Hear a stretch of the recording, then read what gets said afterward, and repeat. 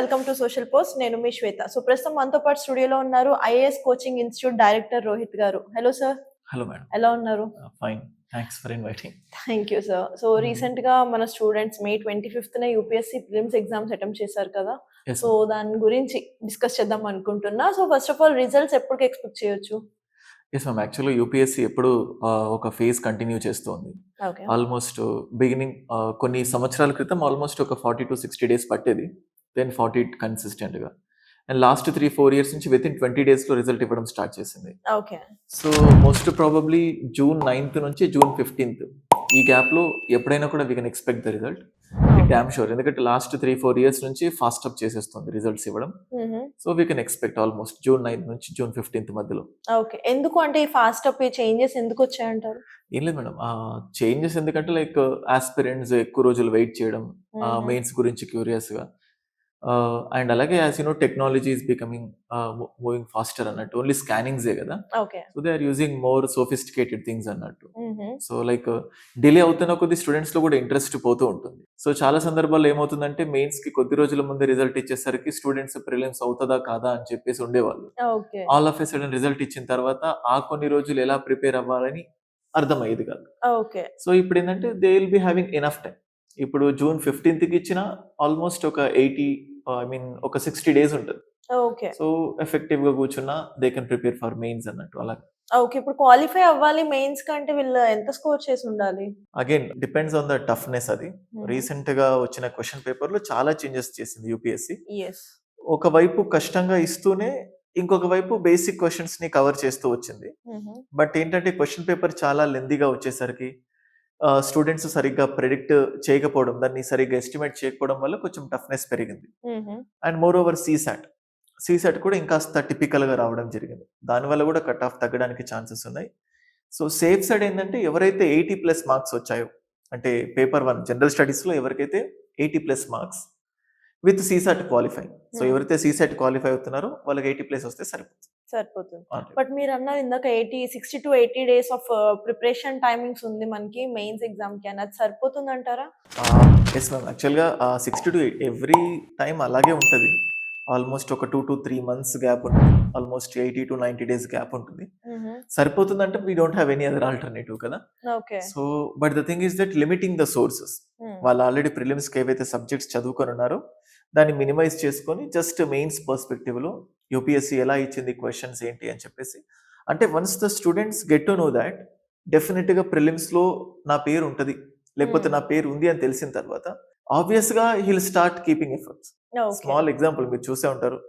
ఇంజినీరింగ్‌లో 6 నెలలు చదవబుద్ధి కాదు. సెమిస్టర్ ముందు ఆబ్వియస్‌గా ఎక్కడ లేనంత శక్తి వచ్చేస్తది. అండ్ ఇంట్రెస్ట్ ఇవన్నీ వచ్చేస్తాయి. సేమ్ అట్లాగే మెయిన్స్ అంటే జనరల్‌గా కష్టమే. బట్ ఎవ్రీ టైమ్ ప్రిలిమ్స్ అయిపోయేసరికి ఆ ఆనందంలో ఎలాగైనా మెయిన్స్‌లో ఎక్కువ మార్కులు రావాలి అని చెప్పి ఒక న్యాచురల్‌గా students will get interest and will definitely do it. కాకపోతే ప్రాపర్ గైడెన్స్. ఎందుకంటే ఫస్ట్ టైం ప్రిలిమ్స్ అయిపోయిందనుకోండి కొంతమంది. వాళ్ళకి తెలీదు మెయిన్స్ అంటే ఎలా రాయాలి, ఏ ఎస్టిమేషన్ తెలీదు. అప్పుడు రాంగ్ ట్రాక్ వెళ్ళిపోవడం గానీ, లేకపోతే ప్రిలిమ్స్ అయిపోయిందన్న సంతోషంలోనే ఫస్ట్ టైం మెయిన్స్ రాస్తున్నానన్న సంతోషంలోనే సగం టైం వేస్ట్ అయిపోతూ ఉంటుంది. సో ఫస్ట్ థింగ్ ఏంటంటే students should balance that emotions. So like చూద్దాంలే అనుకోకుండా అయింది కదా! ఇది మనకెందుకు అవుతదిలే మెయిన్స్. ఎన్నో సంవత్సరాల నుంచి ప్రిపేర్ అవుతారు. ఏదో అనుకోకుండా ప్రిలిమ్స్ అయిపోతున్నాం. సో మెయిన్స్ అంత ఈజీ కాదు అని వాళ్ళకి వాళ్ళే సిగ్నల్స్ ఇచ్చేసుకుంటారు బ్రెయిన్‌కి. Okay. So it's very difficult. First అటెంప్ట్‌లో కాదు. ఈ 2 నెలల్లో కూర్చొని చదివితే అసలుకే కాదు. ఇలాంటివన్నీ ఉంటాయి. సో అవుతదో కాదో it's not in our mind or it's not in our hand. So మన చేతిలో ఉంది ఓన్లీ అంటే ఆ 2 months efforts. So whatever that 2 months efforts we will keep that definitely it will be fruitful. So మంచి ఇన్‌స్టిట్యూట్‌లో test సిరీస్‌కి join అవ్వడం first thing. So ఆ టెస్ట్ సిరీస్ జాయిన్ అవుతున్నప్పుడు ఏమవుతదంటే లైక్ మంచి ఫీడ్‌బ్యాక్ తీసుకోవడం. అంటే నువ్వు రాస్తున్న క్వెషన్స్‌లో లోపాలు ఎలా ఉన్నాయి ఏంటి? కొన్నిసార్లు ఏమవుతుందంటే చాలా డబ్బులు కట్టి టెస్ట్ సిరీస్‌లో జాయిన్ అవుతారు. But proper inputs Rao.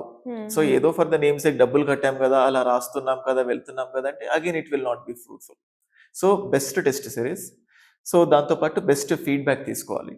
And ముఖ్యంగా కొన్ని డిసైడింగ్ సబ్జెక్ట్స్ ఉంటాయి.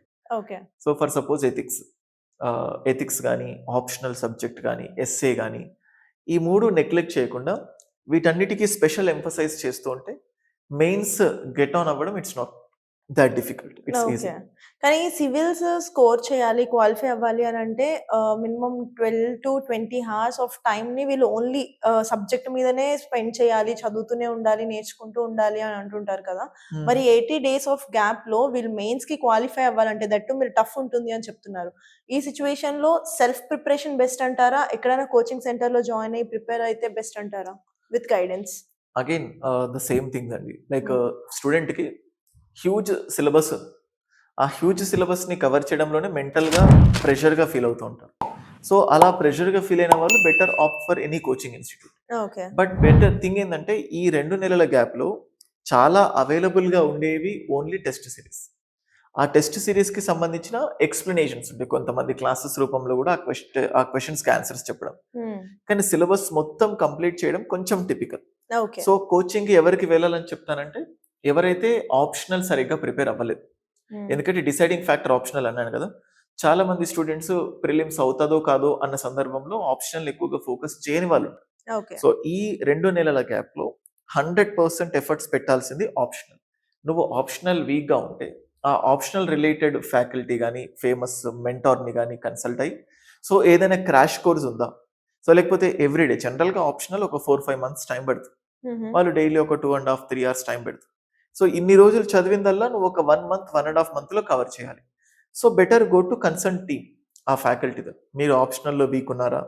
ఎస్సేలో వీక్ ఉన్నారా? లేకపోతే హిస్టరీ ఏ సబ్జెక్ట్‌లో వీక్ ఉన్నారో సెలెక్ట్ చేసుకొని ఆ కన్సర్న్డ్ పర్సన్ దగ్గరికెళ్లి take the inputs. Okay. So, more more రాయాలి. Just go on writing. ఈ 2 నెలలు అంటే మనం చదివిన టాపిక్స్‌లో నుంచి, మనం చదివిన వాటిలో నుంచి క్వెషన్స్ వస్తాయో లేవో తెలీదు.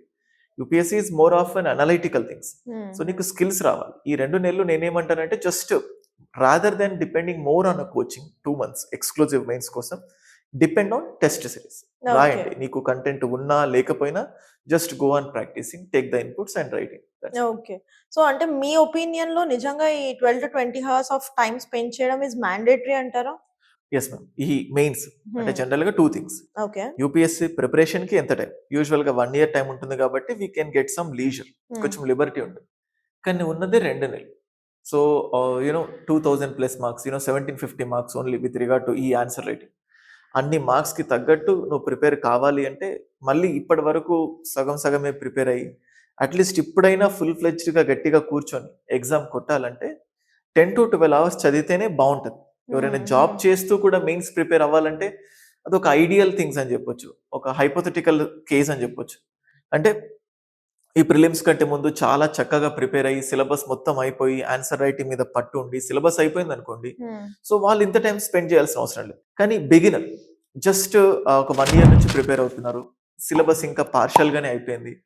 అలాంటి వాళ్ళకు ఖచ్చితంగా 10, 12 గంటలు స్పెండ్ చేస్తేనే మోర్ ప్రొడక్టివ్‌గా ఉండటానికి ఛాన్సెస్ ఉంటది. ఓకే. అది. సో, ఈ ఇయర్ ప్రిలిమ్స్ క్వాలిఫై అయిన వాళ్ళు వెంటనే 80 డేస్ తర్వాత మళ్ళా మెయిన్స్ ఎగ్జామ్‌కి అటెంప్ట్ చేయాలా? ఆర్ ఎల్స్ 1 ఇయర్ గ్యాప్ తీసుకొనన్నా అటెంప్ట్ చేసే స్కోప్ ఉందంటారా? లేదు. అలా ఏం లేదు. ఓకే. ఖచ్చితంగా ఇంకా మెయిన్స్ క్వాలిఫై అయిన వాళ్ళు ఇప్పుడే ఓకే. మెయిన్స్ రాయాలి. ఒకవేళ ప్రిలిమ్స్ క్వాలిఫై అవ్వకపోతే వాళ్ళ నెక్స్ట్ ఆప్షన్ ఏంటంటే నెక్స్ట్ ఎగ్జామ్‌కి ప్రిపేర్ అవుతారు. ఓకే. Next prelims. హ్మ్. అది మే 24 ఉంది. 2026 మే 24. ఓకే. అంటే ఆల్‌మోస్ట్ ఒక 1 ఇయర్ టైమ్ ఉంది వాళ్ళకి. సో, ఇంక వాళ్ళు ఇవేవి ఆలోచించకుండా ఫ్రమ్ ద స్క్రాచ్ నుంచి. హ్మ్. హ్మ్. సో, లైక్ అంటే వాళ్ళు బిగినర్ అవుతే from the scratch already coaching అయిపోయి, బట్ అయినా ప్రిలిమ్స్ క్వాలిఫై అవ్వలేదంటే, వాళ్ళని వాళ్ళు ఎగ్జామైన్ చేసుకొని, హ్మ్. What made me to not to qualify this prelims? నా ప్రాబ్లమ్స్ ఏంటి? సో, నేను ఎక్కడ మిస్టేక్ చేశాను? సో, దాన్ని మొత్తం అనలైజ్ చేసుకొని, plan for the next year. Okay. అదొకటే ఆప్షన్ వాళ్ళ దగ్గర. సో, ప్రిలిమ్స్ క్వాలిఫై అయ్యి మెయిన్స్‌లో క్వాలిఫై అవ్వకపోతే నెక్స్ట్ వాళ్ళ స్టెప్ ఏం తీసుకోవాలి? ఓకే. సో, అగైన్ మళ్ళీ ఈ సైకిల్ కంటిన్యూస్. సేమ్ ఇప్పుడు మెయిన్స్ క్వాలిఫై అవ్వకపోయినా కూడా, హ్మ్. మళ్ళీ నెక్స్ట్ ఇయర్ 2026 మే 24 ప్రిలిమ్స్ ఉందని చెప్పాను గదా! హ్మ్. Again this guys should also go for the same. మళ్ళీ దానికే ప్రిపేర్ అవ్వాలి. వీళ్ళు ఓకే. కూడా. మళ్ళా ప్రిలిమ్స్ రాయాలి. మళ్ళా మెయిన్స్‌కి వెళ్ళాలి. అంతే. Oh my God! అసలు ఈ రెండిట్లకి డిఫరెంట్ ఏంటి సార్? ప్రిలిమ్స్‌కిను, మెయిన్స్‌కి డిఫరెన్స్ ఏంటి? ఏం లేదు. ప్రిలిమ్స్ అయితే ఓన్లీ ఆబ్జెక్టివ్ బేస్డ్ ఉంటది. Okay. Just marking the options. Hmm. ఓఎంఆర్‌లో బబులింగ్ చేస్తాం గదా! A or B or C or D అని. ఈజీ అనిపిస్తది. తెలిసిన ఆప్షన్స్‌నే గదా మార్క్ చేయడం గాని. హ్మ్. బట్ అది గూడా చాలా ట్రికీగా ఉంటది. చాలా మైండ్ గేమ్‌లా ఉంటది అది గూడా prelims. Yeah! It's not that easy. బేసికల్గా ఏంటంటే prelims filtration, or it is can also be called as elimination round లాగా, ఎలిమినేటర్ మ్యాచ్ లాగా. ఓకే. సో దాదాపుగా 10 లక్షల మంది అప్లై చేస్తే, సో ఎంతమంది ఒక 6 lakhs పీపుల్ ఎగ్జామ్ రాసినా కానీ 15,000 ఆల్మోస్ట్ ఒక 15,000 పీపుల్ మాత్రమే మెయిన్స్ కి క్వాలిఫై అవుతారు. ఓకే. అంటే ఎక్కువ మంది ఎలిమినేట్ అయిపోతున్నారు, సో ఫిల్టర్ అయిపోతున్నారు. సో ఓన్లీ ఎంసీక్యూస్ బేస్డ్ ఉంటుంది. ఈ మెయిన్స్ ఏంటంటే మొత్తం డిస్క్రిప్టివ్. మనం కాలేజెస్ లో సెమిస్టర్ ఎగ్జామ్స్ రాస్తూ ఉంటాం కదా, సో డిస్క్రిప్టివ్ టోటల్ గా ఒక క్వశ్చన్ ఇస్తారు, క్వశ్చన్ కి ఆన్సర్స్ రాయడము, so no options, so complete గా డిస్క్రిప్టివ్. స్టూడెంట్స్ ఇక్కడే భయపడుతూ ఉంటారు, డిస్క్రిప్టివ్ రాయాలి మనతో ఎక్కడ పాసిబుల్ అవుతుంది అని.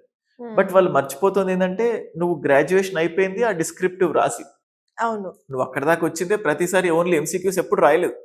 స్కూల్ డేస్ లో లైక్ కాలేజ్ డేస్ లో అయినా 1 మార్కర్ 2 మార్కర్ క్వశ్చన్స్ ఉంటాయి, లేకపోతే ఫిల్ ఇన్ ద బ్లాంక్స్.